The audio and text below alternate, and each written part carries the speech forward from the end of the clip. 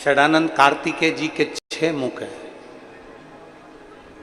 भगवान श्री गणेश जी महाराज का एक गज मुख है, लंबोदर। षडानंद कार्तिकेय जी के 6 मुख हैं और भगवान श्री गणेश जी महाराज लंबोदर एक मुख है।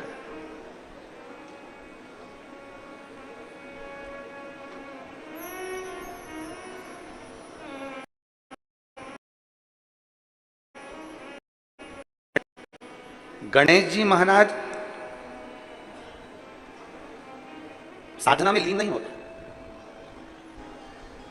पर षडानंद कार्तिकेय जब भी बैठते हैं, एक बार की साधना में जो कार्तिकेय बाबा बैठे, हजारों वर्ष तक उनकी साधना टूटती ही नहीं, टूटती नहीं।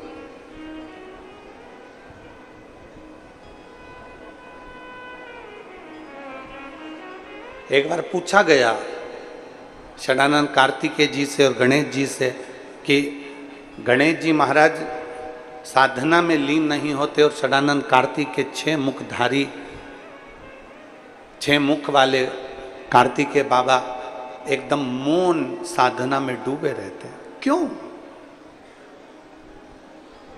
षडानंद कार्तिकेय जी ने कहा कि मौनता, मेरे 6 मुख हैं और 6 मुख में 6 जिह्वा हैं। इन 6 जिह्वा से अगर मैं बोलूंगा तो वो श्रेष्ठता नहीं होगा, उसका एक लक्षण प्रबल हो जाए कि मेरी मौनता रहे, मैं चुप रहूं।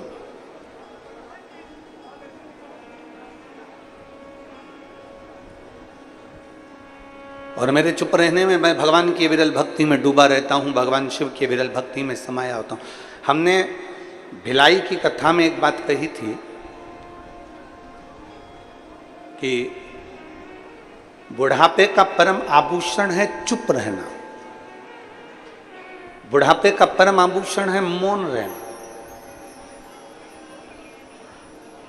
आप जितने चुप हो, आप जितने मौन हो, उतने प्रभु के करीब हो, उतने करीब हो आप शंकर। पर मौन कहां रहना है? मौन किस जगह पर रहना है? शिव महापुराण की कथा कहती है मौन रहने के लिए भी एक स्थान बताया गया है कि जहां अंतिम का क्षण निकल रहा हो वहां मौन रहिए।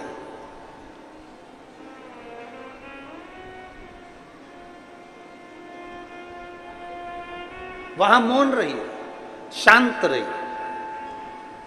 जहां व्यर्थ की बातें हो रही हो वहां मौन रहिए।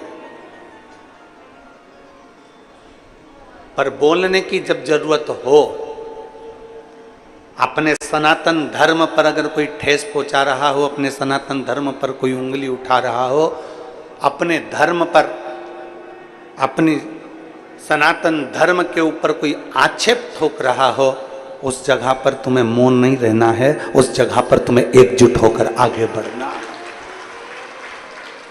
वहां मौनता की जरूरत नहीं है, वहां फिर मौन की जरूरत नहीं पड़ती।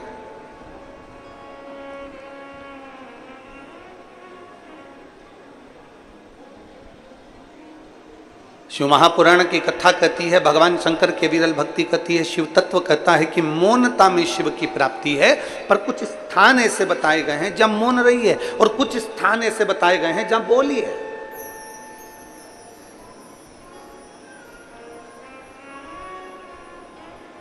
शिव पुराण तो यहां तक कहती है कि झूठ बोलने का भी स्थान बताया गया है कि झूठ कहां बोलना है। अब लोग कहेंगे गुरुजी आप हमें बता रहे हो कि पुराण में लिखा है कि झूठ बोलने का भी स्थान होता है। हाँ, झूठ बोलने के लिए भी स्थान बताया गया। किसी की गाय कसाई के यहां कटने के लिए जा रही हो और तुम्हें दिख जाए कि यह गाय कसाई के यहां कट रही है, उस जगह पर तुम झूठ बोल दो कि ये गाय मेरी है और उसको कटने से बचा लो, तो ये झूठ बोलना भी तुम्हारा साथ है। गौमाता अगर कहीं कटने के लिए जा रही है और तुम्हें दिख रहा है कि ये कसाई की यहाँ कट रही है, उस जगह पर झूठ बोल दो कि ये गाय मेरी है। तुम्हारे झूठ बोलने से अगर किसी का घर बन रहा है, किसी का जीवन सार्थक हो रहा है, तो वहां झूठ बोल सकते हो,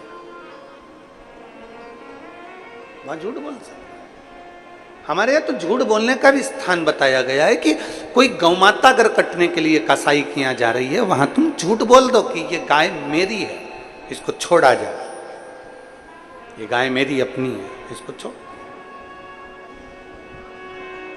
पर हम झूठ कहाँ बोलते हैं जहां हमारा हित होता है, हम झूठ कहाँ बोलते हैं जहां हमारा कुछ अच्छा हम देख लेते हैं कि झूठ बोलने से यहाँ मेरा फायदा होने वाला है, हम वहां झूठ बोल रहे।